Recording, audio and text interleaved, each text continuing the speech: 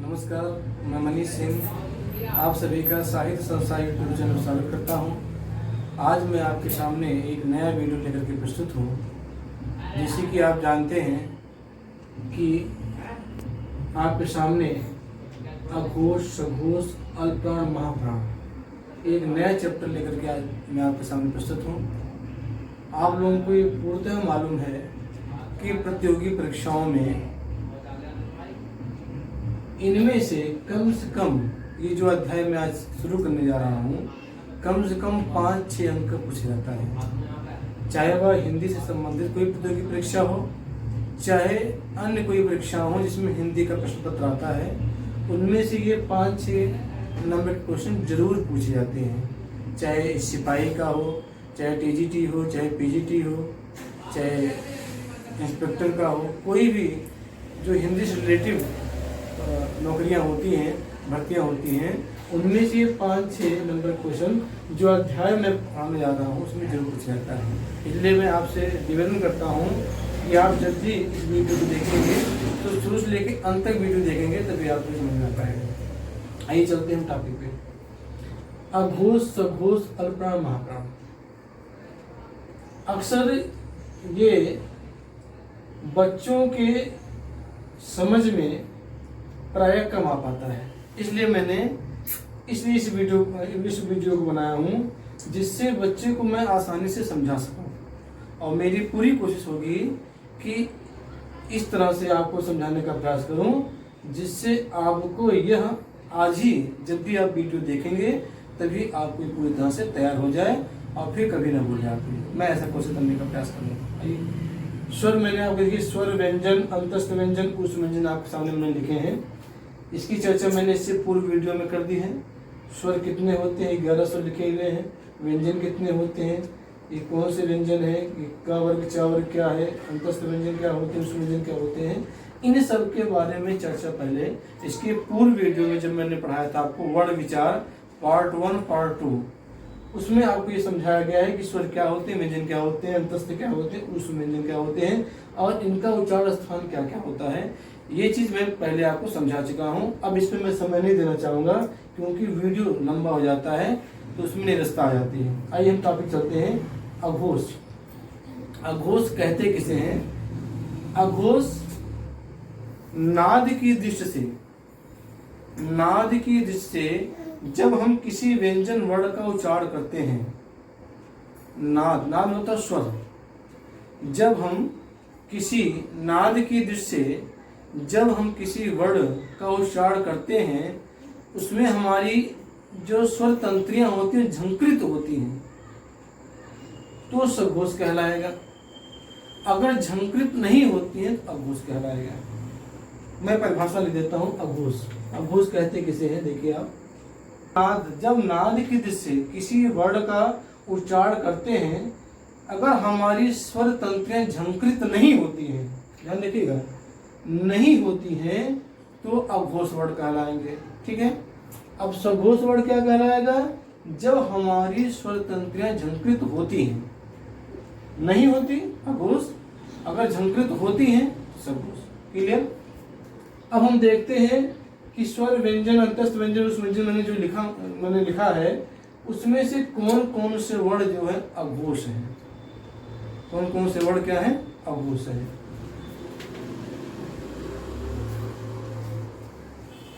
आइए देखते हैं। ये स्वर है, आपको मैंने बता दिया था पहले ही।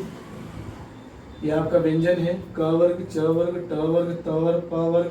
इसे स्पर्श व्यंजन भी कहते हैं क्योंकि इन वर्णों का जब उच्चारण करते हैं तो हमारे अंदर की जो प्राण वायु है वह हमारे मुख के जो 6 भाग हैं उसे कहीं ना कहीं स्पर्श करते हैं, इसलिए इन्हें स्पर्श व्यंजन भी कहा जाता है। इससे पूर्व मैंने इसकी चर्चा मैं कर चुका हूँ। स्पर्श व्यंजन भी इसे कहते हैं। ठीक है। अघोष की परिभाषा मैंने क्या बताई? नाद की दृष्टि से जिन वर्ण का उच्चारण करते समय हमारी स्वर तंत्रियां झंकृत नहीं होती हैं वह अघोष कहलाता है। ठीक है। तो हम देखते हैं अघोष वर्ण कौन कौन से हैं। ध्यान रखिएगा, आप देख रहे हैं क वर्ग में क्या है, क ख ग घ अंग, च वर्ग में च छ ज झ ञ। इस तरह से 25 वर्ण हैं। तो जो अघोष वर्ण अभी इसमें देखते हैं स्पर्श व्यंजन में, तो जो ये पहला वर्ण है क वर्ग का जो पहला वर्ण और ख, इसी तरह से हर वर्ग का जो पहला दूसरा वर्ण होगा वो अघोष होगा। ये ठीक है। अघोष क्या हो गया बताया आपको मैंने। अघोष वर्ण कौन कौन से होंगे, अघोष तो हर वर्ग का जो मैंने वर्ग बनाया क वर्ग, च वर्ग, ट वर्ग, त वर्ग, प वर्ग, इसकी चर्चा मैंने पूरी वीडियो में की है, फिर भी बता देता हूँ। क वर्ग में 5 अक्षर आएंगे और इन 5 अक्षरों का जो पहला वर्ण उसे क वर्ग बना दिया गया। इसी तरह इसमें भी है। तो हर वर्ग का जो है पहला और दूसरा वर्ण अघोष होगा। ठीक, ये आपका हो गया। उसके बाद ये जो आपका जो ऊष्म व्यंजन है, ऊष्म व्यंजन में तीनों वर्ण आपके अघोष आएंगे। तीनों वर्ण मैं लिख देता हूं ऐसे, श श स, ये अघोष कहलाया।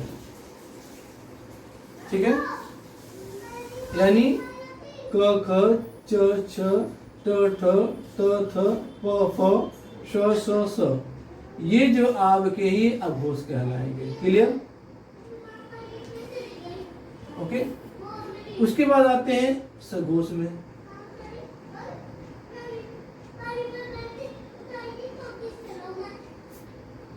सघोष में क्या होता है, देखिए ये तो पहला दूसरा हो गया आपका। सघोष में क्या परिभाषा होती है, नाद की दृष्टि जब हम किसी वर्ण का उच्चारण करते हैं, जब हमारी स्वर तंत्रियां झंकृत होती हैं तो सघोष कहलाएंगे।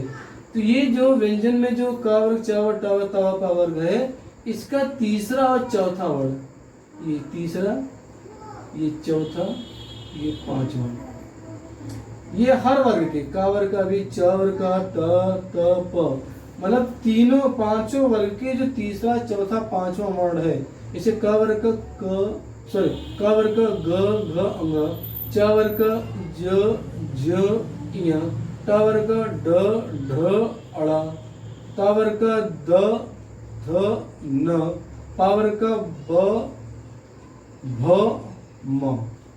ठीक है, सघोष क्या हो गए, हर वर्ग का तीसरा चौथा और पांचवा वर्ण। ठीक है, इसके बाद क्या बचता है, आपके जो अंतस्थ व्यंजन बचते हैं ये भी इसमें आ जाएंगे सवर्ण में, य र ल व, ये हा बचा, ये भी आ जाएगा, हा वर्ण भी आ जाएगा, और आपके सारे स्वर भी आएंगे सघोष में। सारे स्वर मतलब 11 है, 11 ये आपके सघोष में आएंगे। क्लियर, किसे देखिए, अघोष में आपका जो व्यंजन मैंने बनाए थे, स्पर्श व्यंजन जो 25 होते हैं, और 25 की जगह मैंने 5 वर्ग बनाए हैं, तो हर वर्ग का पहला दूसरा वर्ण जो है वह अघोष होगा। और उस व्यंजन का जो तीनों स्वर है, तालव्य स्वर, मूर्धन्य स्वर और दंत स्वर। तालव्य स्वर क्या होता है, दंत स्वर क्या होता है, मूर्धन्य स्वर, इसकी भी चर्चा मैं पहले कर चुका हूँ, यहाँ पर आवश्यकता नहीं उसकी। तो अघोष में आएगा हर वर्ग का पहला दूसरा वर्ण। ठीक है, और उसके बाद स ये आपका आ जाएगा। सघोष में हर वर्ग का तीसरा चौथा पांचवा वर्ण, का वर्ग का ये, का वर्ग का ये है, टा वर्ग का ये है, ता वर्ग का है, पा वर्ग का है। ठीक है, ये सब जो है आपके जो है सघोष में आएंगे। और य र ल व भी आएगा और हा भी आ जाएगा, और सारे स्वर जो है आपके सघोष में आएंगे। ठीक है, आइए हम देखते हैं अल्प प्राण और महाप्राण। पहले देखते हैं अल्प प्राण। अल्प प्राण कहते किसे हैं, जिन वर्ण का उच्चारण करने में श्वास की अल्प मात्रा लगती है उसे हम अल्प प्राण कहेंगे। यानी जिसका उच्चारण करते समय हमारे कंठ से जो हल्की हवा निकलती है या हल्की श्वास लेते हैं, उसका जो उच्चारण होता है उसे अल्प प्राण कहेंगे। जैसे मैं लिख देता हूँ, अल्पप्राण। अल्पप्राण की परिभाषा बताइए कि जब वर्ण का उच्चारण करते समय वायु प्रक्षेप, मतलब होता है कि वायु को फेंकना, जब मुंह से वायु को फेंकते उच्चारण करते समय की अल्प मात्रा होती है, उसे हम अल्पप्राण कहेंगे। या सरल शब्दों में जिन वर्ण का उच्चारण करते समय हमारी अंदर की श्वास मुंह से कम मात्रा में निकलती है, उसे हम अल्पप्राण कहेंगे। ठीक। महाप्राण, जिस वर्ण का उच्चारण करते समय हमारे मुख से अधिक मात्रा में वायु निकलती है, अधिक मात्रा में या अल्पप्राण से ज्यादा वायु जब निकलती है तो महाप्राण कहलाएगा। ठीक। फिर समझिए दोबारा कि जब हम वर्ण का उच्चारण करते हैं, वर्ण का उच्चारण करते समय जब हमारे मुख से अल्प मात्रा में हवा निकलती है, वायु निकलती है, उसे हम अल्पप्राण कहेंगे।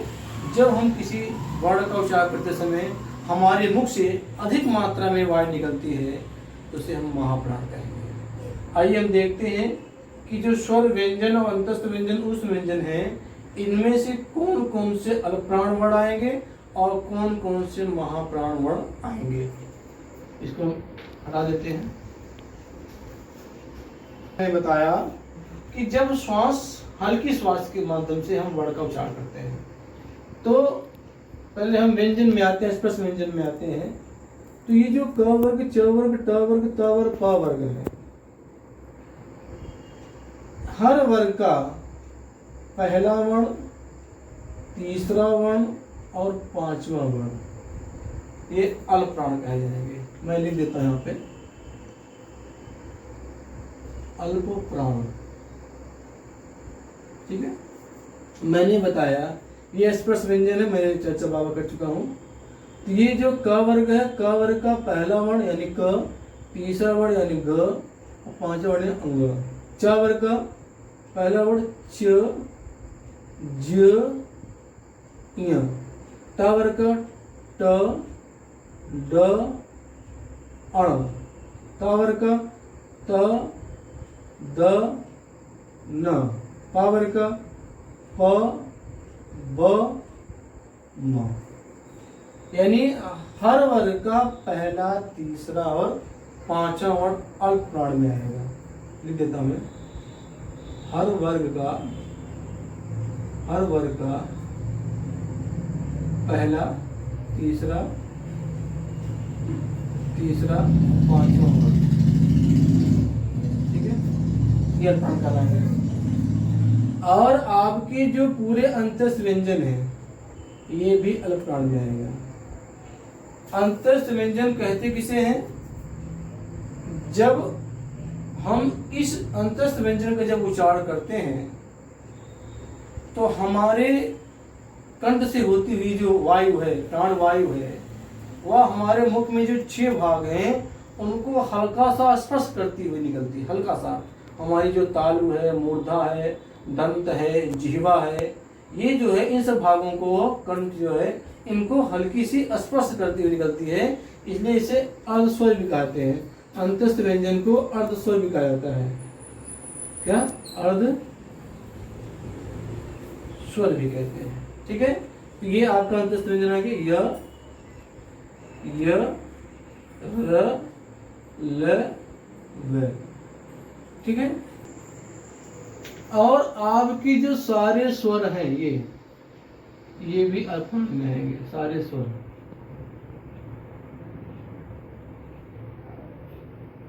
ठीक, अब आते हैं महाप्राण में।